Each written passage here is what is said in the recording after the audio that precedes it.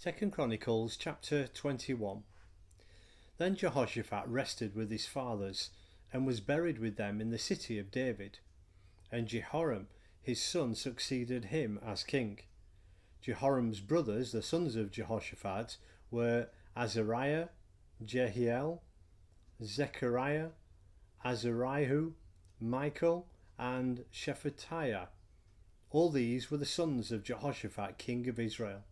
Their father had given them many gifts of silver and gold and articles of value, as well as fortified cities in Judah.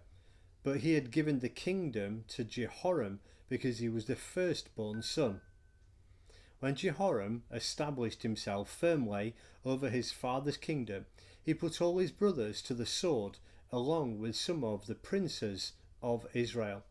Jehoram was 32 years old when he became king, and he reigned in Jerusalem 8 years. He walked in the ways of the kings of Israel, as the house of Ahab had done, for he married a daughter of Ahab. He did evil in the eyes of the Lord. Nevertheless, because of the covenant of the Lord had made with David, the Lord was not willing to destroy the house of David.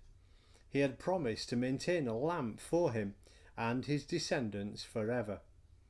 In the time of Jehoram, Edom rebelled against Judah and set up its own king. So Jehoram went there with his officers and all his chariots. The Edomites surrounded him and his chariot commanders, but he rose up and broke through by night.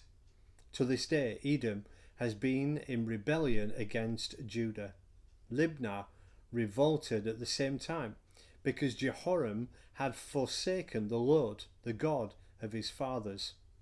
He had also built high places on the hills of Judah, and had caused the people of Jerusalem to prostitute themselves, and had led Judah astray.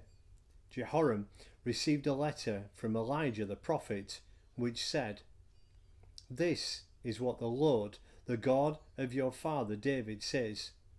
You have not walked in the ways of your father Jehoshaphat or of Asa king of Judah, but you have walked in the ways of the kings of Israel, and you have led Judah and the people of Jerusalem to prostitute themselves, just as the house of Ahab did.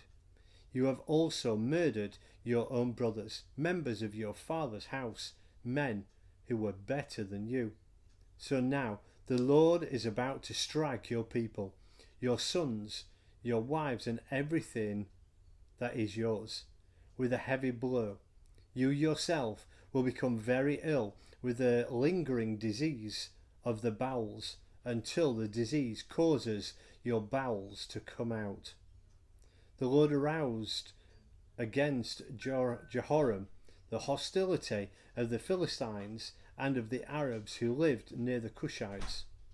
They attacked Judah, invaded it, and carried off all the goods found in the king's palace, together with his sons and wives.